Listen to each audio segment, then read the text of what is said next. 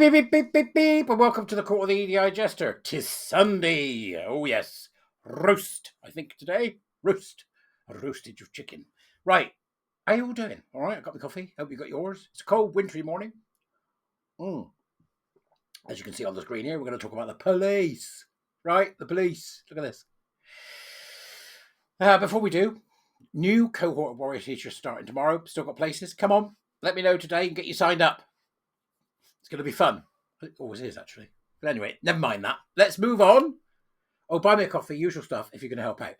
Doctors and vicars accused of non-crime hate incidents. Now, this is from the Free Speech Union, which I'm sure most of you are aware of. If you're not aware, you should certainly become a member. Honestly, it's only about 30 quid a year. Do it. Right, okay, because obviously things are getting much worse in terms of these types of incidents that we're going to discuss today, which is these non-crime hate incidents things. Now, this is really weird because Harry Miller, as you may or may not know, who We Are Fair Cop, put online a few years back a ditty, one of these sort of like, I don't know what you call them really, like a rhyme or a ditty. I'm trying to think of one that I know so I can give you an example. Oh yeah, there was a young man from Devizes whose balls were of two different sizes. One was so small you couldn't see it at all, but the other big bugger won prizes, that kind of thing. Limerick? I don't know. You'll tell me in the comments as you usually do. So, doctors and vicars accused of non-crime hate incidents. This is what happened to Harry. And Harry took him to court and Harry won. And the judge says, we don't have the Stasi in this country. We don't have the Stasi in this country. What the hell are you doing? And they were supposed to stop doing it. Have they? Have they monkeys? And Yvette Cooper wants to do more of them. I don't know what the hell's going on, but let's take a look and see what the Free Speech Union have got to say in an article from Frederick Attenborough on, Frederick Attenborough of November the 16th.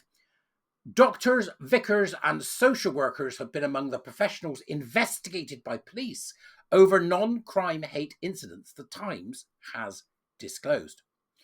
Police forces across Britain responding to Freedom of Information requests revealed that hate incidents were being logged against people in authority doing their jobs. In 2014, this is strange, isn't it? That date keeps coming up. 2014 is when Stonewall went nuts. It's when all the trans stuff started. In 2014, was it 2014 that BLM met with Louis Farrakhan? I can't remember.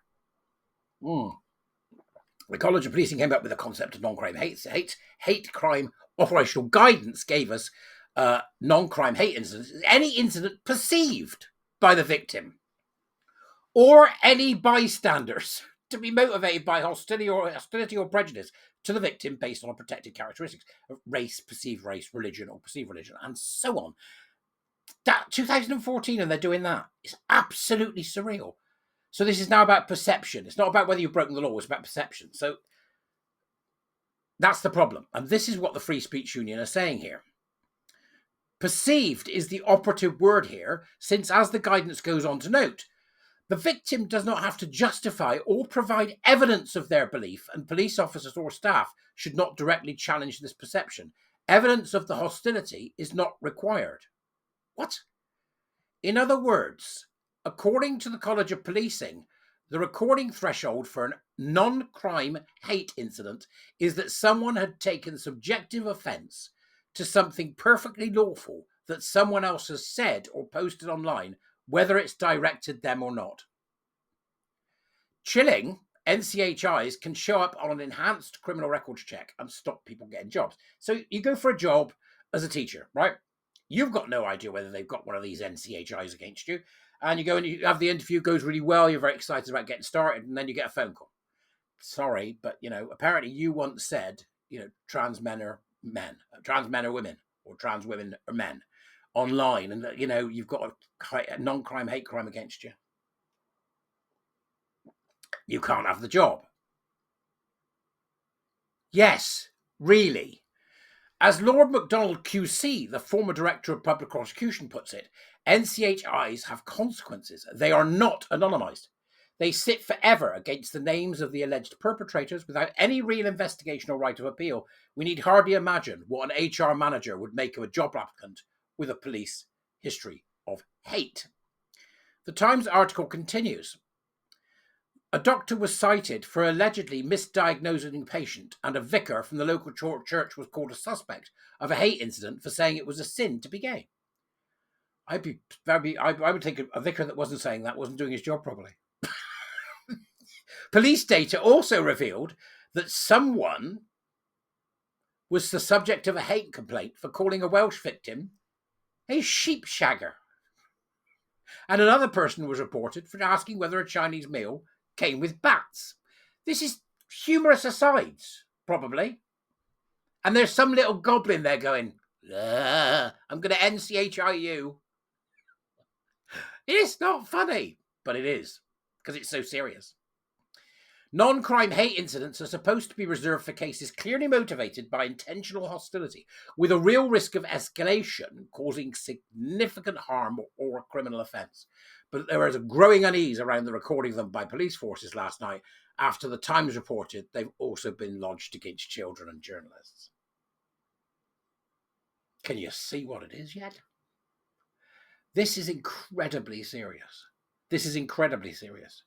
I was reading yesterday about all this, because, you try and find out a little bit about something before you start waffling on about it. Simple fact of the matter is, the police can turn up at your door on the basis of this. And if they think it tips over into being a crime, which speech shouldn't be anyway, unless you're inciting violence, then they can take every piece of kit in your home that records anything. So they can take every single piece of kit, every laptop, every phone. We have to stop this. It has to be stopped. We have to stop the police from having this kind of power, because then they control. They can go and look. Well, we'll have a look and see what else have they got, right? So they come in and they say, I understand that you've said that Chinese food comes with bats and that you've accused a Welshman of being a sheepshagger. Well, we think that's a hate crime. And that person will understandably get upset. And then at that point, they might be a bit, angry with the police. And the police then go, right, we're arresting you. And suddenly it becomes an arrest. And next thing you know, they've cleaned your house out. It's got to stop. We need to roll back the power of the police on a massive scale, from what I can see. It's just crazy. Children and journalists. According to the investigation by the Times, 13,200 NCHIs were recorded by 45 police forces in the 12 months to June this year. It followed updated guidance from Suella Braverman, then the Home Secretary, which raised the threshold for recording them. So I said, no. As well as the case of the 9-year-old girl, a journalist article about his interview with a deaf and dumb scooterist was also reported to the police as a hate incident. NCHIs were logged against professionals. One was recorded in West Yorkshire after a person said that their doctors had misdiagnosed them because they were bisexual. Another was recorded by the same force after a man complained that he was not offered a place on a course because he had autism. West Yorkshire Police have said it was committed to recording every hate incident, whether or not it passes the threshold to be classified as a crime. They're doing what they want. They're a law unto themselves. Unto themselves. It said that the rules on NCHIs required an officer to apply their judgment to establish that there is hostility towards a protected characteristic group. Dear God, it's all got to go, hasn't it? It's all got to go. The Equality Act's got to go. The whole lot's got to go. It's the only way we're going to get ourselves out of this pickle is if we get rid of it all, and that's very sad, really. But look, the Free Speech have written this article. It gives a nice summation, the Free Speech Union. If you haven't joined the Free Speech Union, I honestly recommend that you do, because there's something, rotten in the state of Denmark, and this looks like it's a real example of it. It should worry us all. If it doesn't worry you, then you're not seeing straight. We need to get our justice system right, and this certainly isn't part of it. Absolutely insane. But go see. Let me know what you think you will. Let me know what you think in the Dubras. I'm going to go and do a roast. And to get ready for tomorrow, when we start the New Warrior Teacher Program, do please come and join us. I'll see you later, all right? Have fun. Bye-bye.